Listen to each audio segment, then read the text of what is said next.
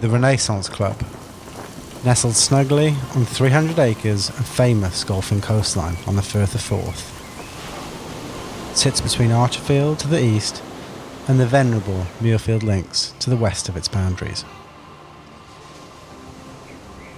In a bygone era, the land of the Renaissance Club made up a portion of the 1,000-acre Archerfield estate.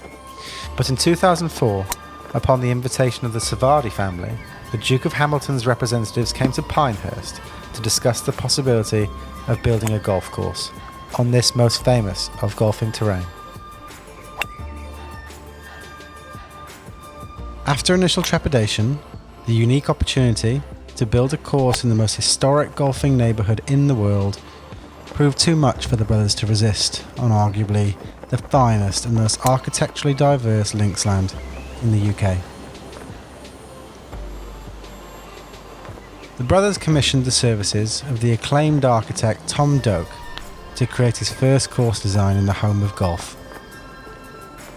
Doak is famous for his minimal use of earth movement, maximising the lay of the land and utilising the stunning contours of this stretch of East Lothian coastline. The club opened in 2008, with the clubhouse being built 4 years later. This allowed the clubhouse to be built with the opulence the course deserved. The moment you walk through the doors of Renaissance Club, you understand the grandeur of the club. A roaring open fire burning away in the lobby, and the locker room comes complete with a plunge pool to relax after a round. 5 years after the course opened, the Renaissance Club opened 3 more holes, built on land acquired from the Honourable Company of Edinburgh Golfers. The new holes, holes 9 to 11, are truly stunning. As demanding as they are visually intimidating, the whole picture unfolds as you leave the 8th green. Doak's use of existing ancient walls in his golf course architecture is inspired.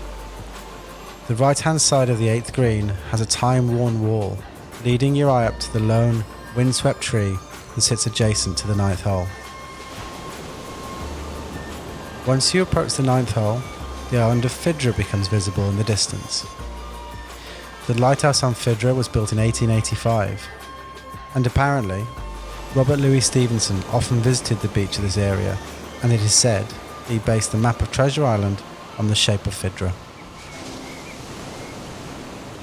The 10th hole of Renaissance can only be described as the standout hole on the golf course.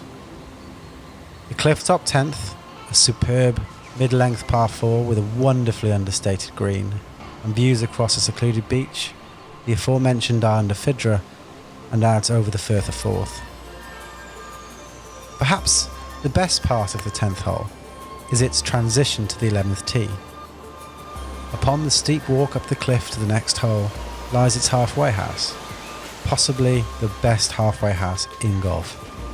There is no surprise that many a round ends in this bar, with golfers settling in with a libation and views to die for. The course was designed as a championship course, and as such, from the tips, measures over 7,300 yards. A par 71, brutal for the amateur, but testing for the professional. Indeed, Renaissance has hosted many professional tournaments, including the Scottish Senior Open, the Ladies Scottish Open, and 2 Scottish Opens, the latest won by Aaron Rye in a playoff in 2020. That's not to say the course isn't playable. With a selection of tees ranging from 5,300 yards all the way up to 7,300 yards, one can play this course however they choose. And speaking from experience, playing from the tips is a bold move.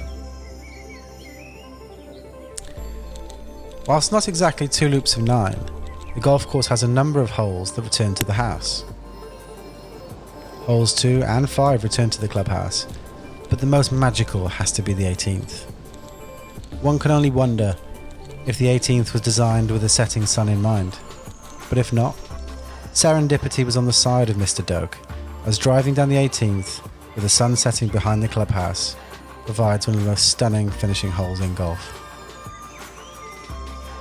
Something that's clear from the moment you drive through the gates is that the club is eager to impress.